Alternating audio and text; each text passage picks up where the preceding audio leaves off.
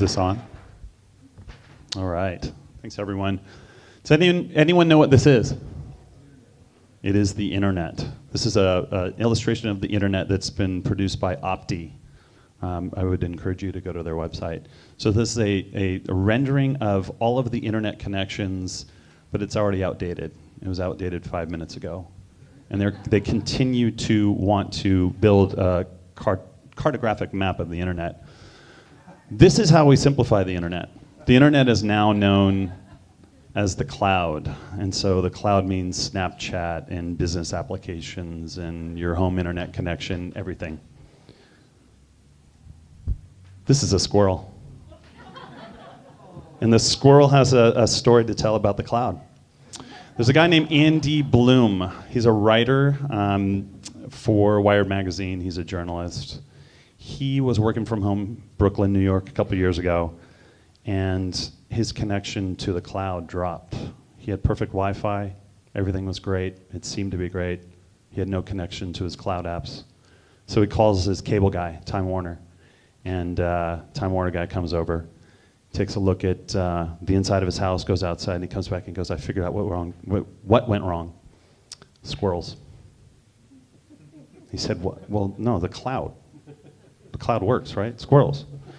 And Time Warner guy says, look, the squirrels chewed up your cable out there, so you're disconnected to the cloud.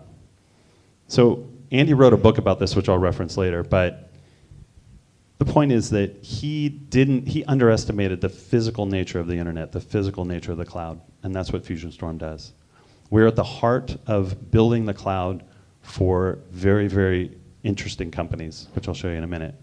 And the way we go about that is we have subject matter expertise in very deep categories of what really is the DNA of the cloud. So software layers, hardware layers, we eat, sleep, get drunk thinking about all this stuff, and it's really cool. We're kind of geeks about that. And when you dig deeper, we have to deal with companies such as these, and everyone has their own take on the internet. What is it? What does it do? What is the cloud? We all want to compete. So we're a trusted third party for our clients in sussing out the right categories of solutions for them and building their cloud infrastructure. And to us, the cloud, not great photos, but the cloud really looks like this. When you post a Snapchat, your snaps go on something like this, and it's very simple stuff. The most simple is Velcro to tie back cables. There's labels, there's fans, there's switches, there's servers, there's security equipment, there's fiber optic cables. It's a very, very physical thing. So when we think of that cloud and we don't really appreciate what it means, this is what it means behind the scenes. And there's a lot of labor involved in putting that together. And it gets put together in a facility like this that looks like an assembly line. You start with thousands, tens of thousands of parts, and when you finish a project, it's a fully integrated set of compute resources for a customer. We also do the access side of things, but to me this is the more interesting side of things. These are the clients that rely on us for cloud design, architecture, fulfillment, implementation, and global installation. And so all of those individual parts that come together, we ship out of a system, or we ship out globally to build the cloud infrastructure for these companies. This is a cable. And this represents one of those little webby lines that was in that first graphic.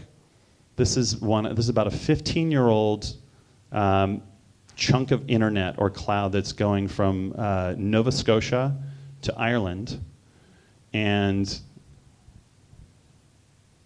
this is what it looks like now. This is an updated version of that same cable. You see that little black cable right there?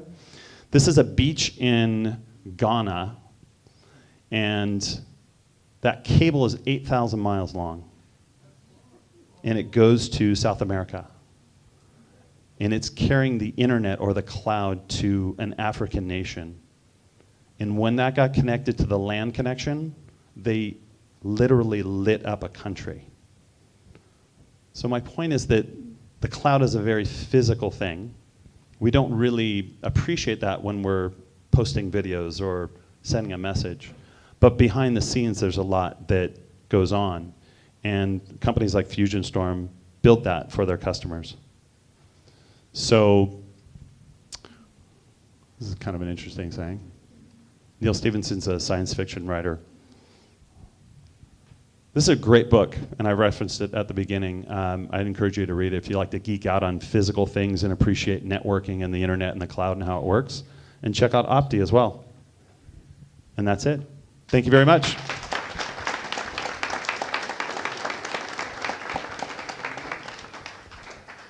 Questions? Yeah. I don't know if there are squirrels in Ghana, actually. I think there are other things that chew on cables undersea, or maybe it's a crab that chews on it. Anything else? What kind of relationship do you have with like AWS and Azure and the other cloud providers? So we actually resell AWS for our clients that want to have a hybrid environment. We have a lot of clients that grow very quickly on AWS, and they have to move on it or off of it into their own data center for various reasons, whether it's compliance or they get the bill from Amazon every month and they freak out. And they run a cost analysis and they find that long term it's better to actually own their own data center equipment and build their own. So we have a co-opetition kind of relationship with them. We respect them. And incidentally, Amazon has the same problem. Someone has to build it for them, and they usually outsource it to someone who's very capable like us and like to get our hands dirty. Do you feel a ton of pressure to be more lean in the production, or is there not a lot of competition in production of servers yet, or racks yet? Not really. It's hard work. It's specialized work. It's tedious. People don't like to do that work anymore. And for someone like me, I was the kind of kid who tore apart my Christmas gift as soon as I got it. I went in the garage and I pulled apart that car, and I had 4 wheels and a motor in the car, and I was like, wow, that's so cool. And we put it back together, and I didn't get it back together. But it was fun to do that. It was fun to tear it apart and put it back together and understand how it works. And we have a staff of people who do the same thing. So it's sometimes hard to find those people who appreciate that level of tinkerness or geekiness. So there's competition out there, but we do very well in this part of the business, and there's more business to come. So, thank you. Oh, one more. Do I have time for one more? Which compliance issues do your clients away from AWS Cloud and We have a couple clients who are dealing with the intellectual property and the communication, like email, of their end users. So, and because of the sensitivity of the information, they don't want that data stored in a hybrid environment with other customers' data.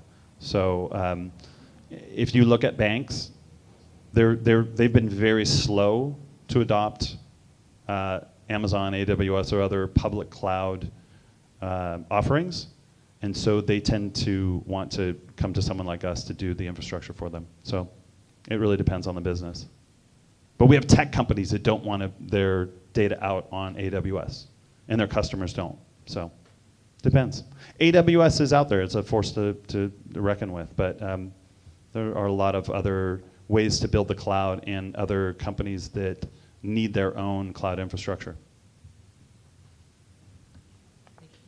Thank you.